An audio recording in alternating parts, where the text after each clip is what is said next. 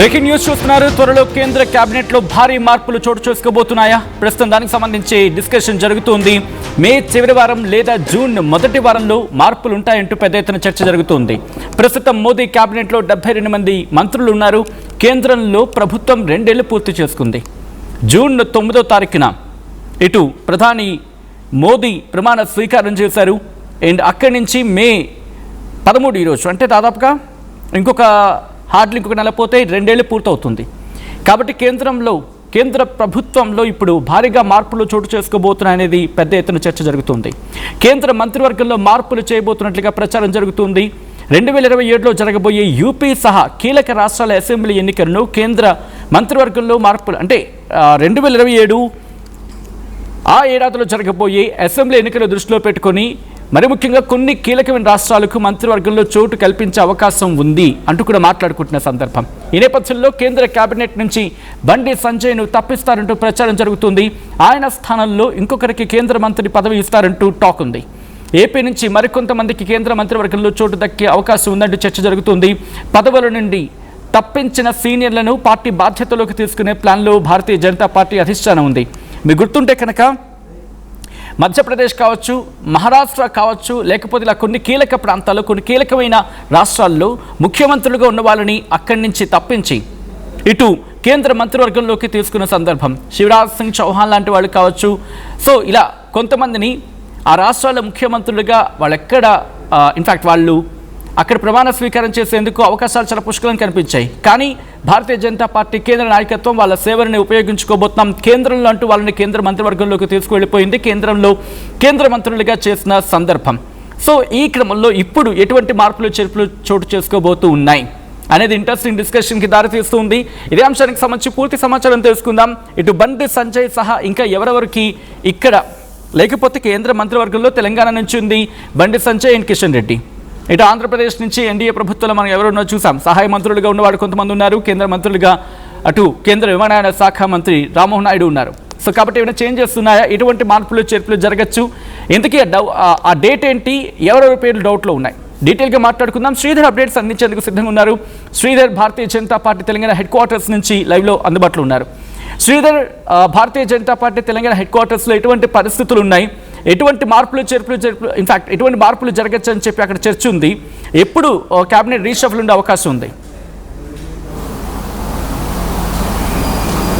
సచిన్, ఈ నెల చివరిలో లేదా వచ్చే నెల మొదటి వారంలో కూడా క్యాబినెట్కు సంబంధించిన రీషఫల్ కూడా ఉండబోతుందంటూ కూడా బీజేపీలో పెద్ద ఎత్తున చర్చ జరుగుతుంది. ఇది కేవలం ప్రస్తుతం బండి సంజయ్కి సంబంధించినటువంటి అంశం వచ్చింది కాదు. పార్టీలో ముందు నుంచి కూడా ప్రభుత్వం కొత్త మంత్రులు వచ్చి 2 ఏళ్ళు పూర్తి అవుతున్న సందర్భంగా వచ్చేటువంటి జూన్లో డెఫినెట్గా కూడా క్యాబినెట్ ఎక్స్పెన్షన్ కూడా ఉండనుంది. దానికి ప్రధానంగా కూడా అటు వచ్చే సంవత్సరం ఉన్నటువంటి 3 రాష్ట్రాల ఎన్నికలు ఉన్నాయి. అందులో ప్రధానంగా యూపీకి సంబంధించి, పంజాబ్కు సంబంధించి, హిమాచల్ ప్రదేశ్కి సంబంధించినటువంటి 3 రాష్ట్రాల ఎన్నికలు ఉన్నాయి. కాబట్టి ఆ 3 రాష్ట్రాలకు కూడా కొంత ప్రాధాన్యత ఇవ్వడమే కాకుండా ఇదే క్యాబినెట్తో వచ్చేటువంటి జనరల్ ఎలక్షన్స్ కూడా వచ్చేటువంటి అవకాశం ఉంటుంది. కాబట్టి క్యాబినెట్ పునర్వ్యవస్థీకరణలో కూడా బలమైన నేతలకు కూడా చోటు ఇవ్వాలని చెప్పి కూడా ఇప్పటికటు కేంద్ర పార్టీ కానివ్వండి, అటు ప్రధానితో పాటు కూడా మిగతా పార్టీ ముఖ్య నేతలు కూడా భావించినట్టు సమాచారం. ఇందులో భాగంగా ఇప్పటికటు చూసాం, నితీష్ కుమార్కి సంబంధించి బీహార్ సీఎం నుంచి తప్పించి అక్కడ కొత్తగా కూడా సామ్రాజ్ చౌదరి కూడా సీఎంగా అవకాశాలు ఇచ్చింది. నితీష్ కుమార్కు రాజ్యసభ సభ్యులుగా కూడా నియమించింది. అదే కాకుండా అటు పంజాబ్కు సంబంధించి 7 మంది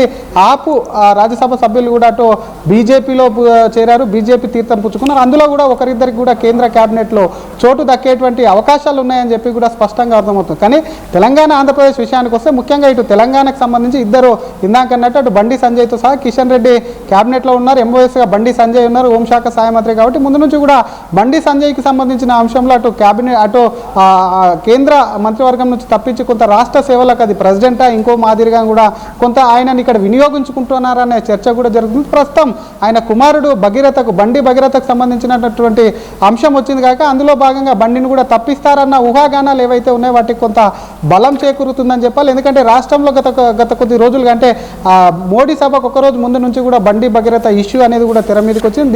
దీనికి సంబంధించి కొంతమంది పైకి కూడా, అంటే ఇంటెలిజెన్స్ సంబంధించినటువంటి వ్యవస్థ ఉంటుంది కేంద్రానికి సంబంధించి, రాష్ట్రంలో జరిగేటువంటి వ్యవస్థ మీద కొంత రిపోర్ట్ అందించిందంటూ కూడా బీజేపీ పార్టీలో గుసగుసలాడుతున్నాయి. బండికి సంబంధించినటువంటి అంశంలో అటు నేషనల్ పార్టీలు, విపక్షాలు కూడా కొంత ఈ అంశాన్ని తెర మీదకి తీసుకొచ్చి బండి భగీరథ కేసు ఏదైతే ఉందో ఆ కుటుంబానికి తెలంగాణకి సంబంధించిన అంశాన్ని కొంత విమర్శలు చేస్తున్నారు, దాని మీద ఆరోపణలు చేస్తున్నారు, బీజేపీ పార్టీకి వస్తుంది కాబట్టి షఫ్లింగ్లో కూడా బండి సంజయ్కి ఉద్వాసన తప్పదు అంటూనే కిషన్ రెడ్డికి సంబంధించినటువంటి అంశంలో సైతం కూడా కొంత దానికి సంబంధించి శాఖ మార్పా లేదంటే కొంత ఆయనకు మారుస్తారా అన్న దానిపై కూడా కొంత చర్చ జరిగినప్పటికీ కూడా బీజేపీకి సంబంధించి మరి దానికోసం ఎందుకంటే బండి సంజయ్ కాలైనట్టు కిషన్ రెడ్డికి సంబంధించిన షఫ్లింగ్ జరిగిన మిగతా ఎంపీలు సైతం కూడా దీని మీద కొంత ఆశలు పెట్టుకున్నారు. కానీ ఇందులో ఒకటి మాత్రం స్పష్టంగా కొంత స్పష్టత ఇస్తున్నటువంటి సంకేతాలు ఉన్నాయంటే ఎందుకంటే కేంద్ర పార్టీ నుంచి ప్రస్తుతం తెలంగాణ నుంచి ఎవరికి ఉద్వాసన వలికినా సరే ఏపీకి సంబంధించినటువంటి అంశంలో ఏపీలో ఎన్డీఏ కూటమి ఉంది, కూటమికి సంబంధించినటువంటి అభ్యర్థులను అక్కడ అడ్జస్ట్మెంట్ చేయాల్సి ఉంటుంది కాబట్టి సచిన్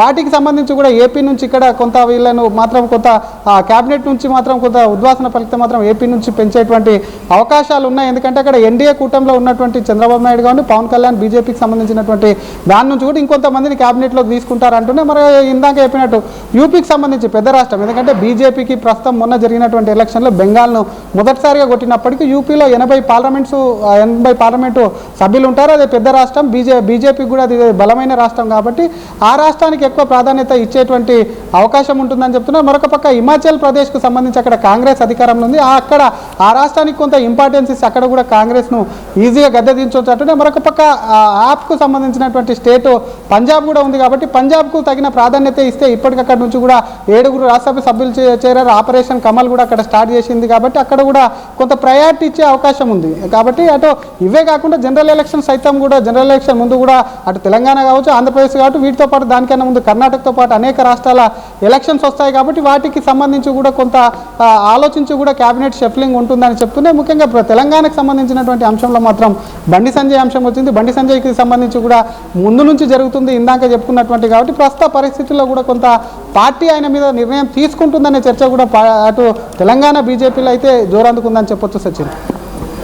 రైట్, అంటే ఈ కాంటెక్స్కి ఇప్పుడు బలం పుంజుకోవడానికి కారణం మరి ముఖ్యంగా బండి సంజయ్ టార్గెట్ గానో లేకపోతే బండి సంజయ్ సెంట్రిక్ గానో ఇష్యూ చాలా విపరీతమైన చర్చ ఉంది. అంటే కేంద్ర మంత్రివర్గంలో ఇప్పుడు కేంద్ర హోంశాఖ సహాయ మంత్రిగా ఉన్నారు, ఈ కేంద్ర హోంశాఖ సహాయ మంత్రి నుంచి లేకపోతే వేరే పోర్ట్ఫోలియోకి షిఫ్ట్ చేసే అవకాశం ఉందా, లేకపోతే కంప్లీట్గా ఎందుకంటే గతంలో కూడా మాట్లాడుకున్న సందర్భం కేంద్ర క్యాబినెట్లో నుంచి వాళ్ళని పక్కన పెట్టి రాష్ట్ర బాధ్యతలు అప్పగించారు, కొన్ని సందర్భాల్లో పార్టీ కీలక బాధ్యతలు అప్పగించారు.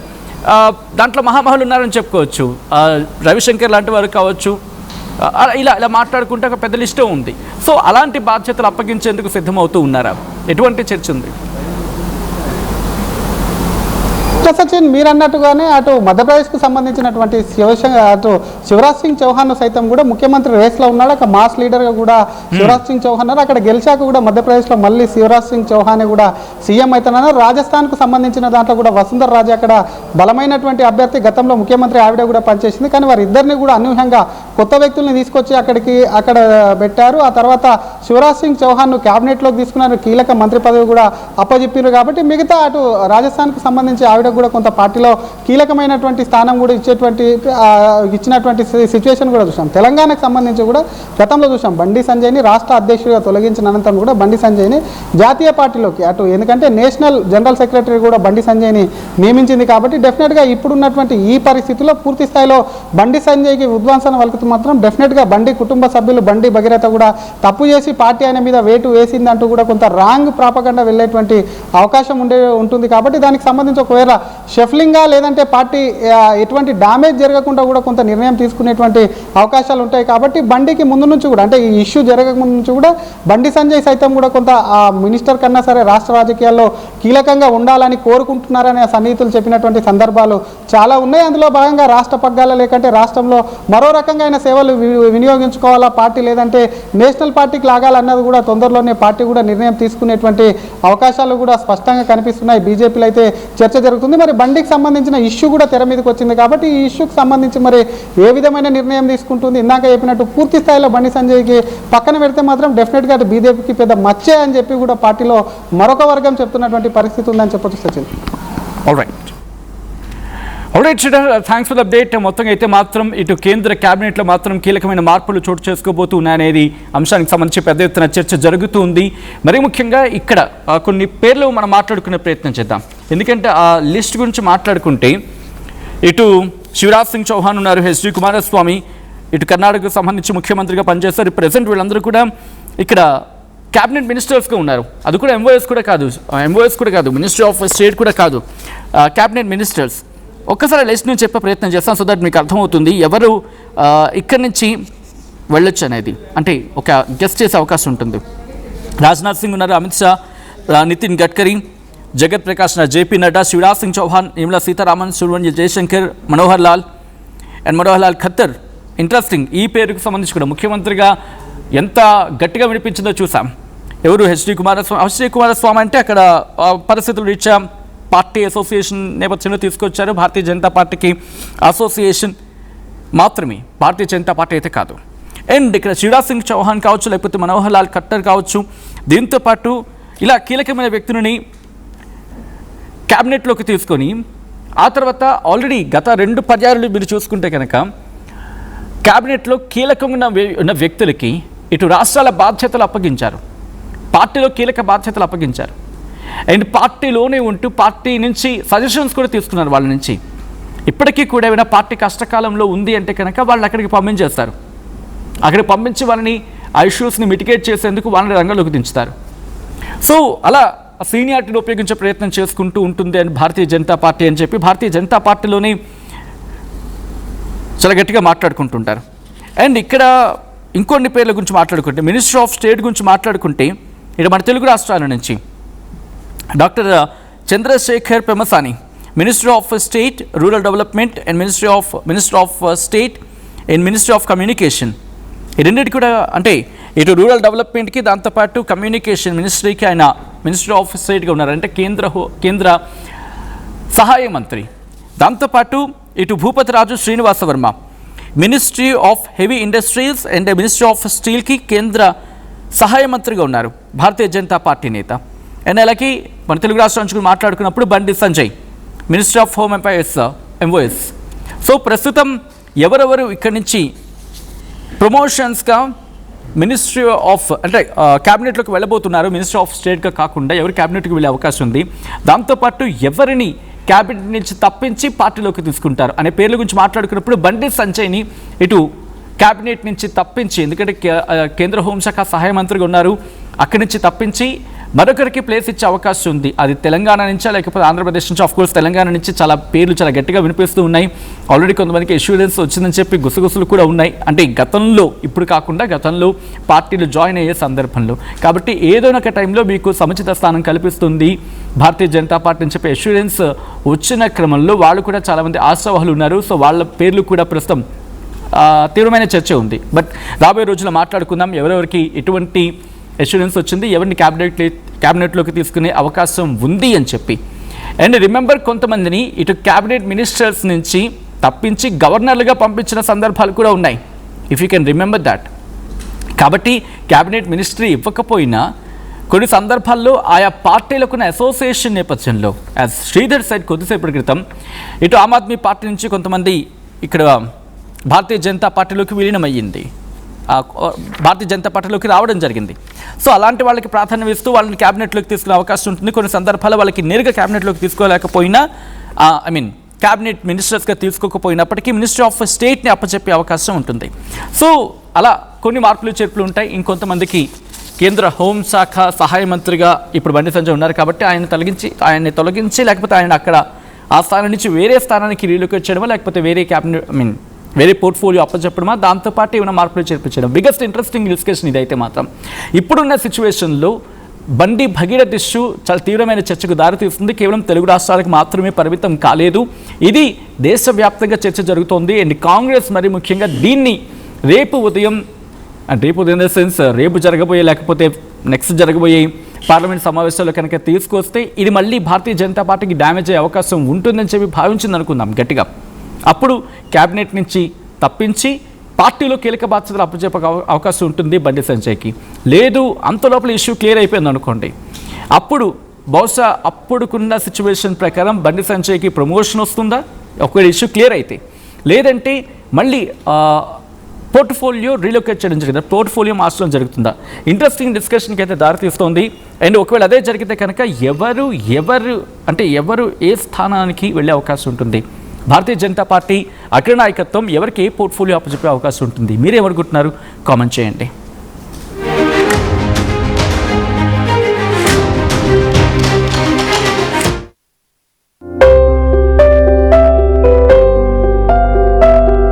చిన్న చిన్న ఆనందాలు 35 ఏళ్లుగా నా జీవితంలో లేవు.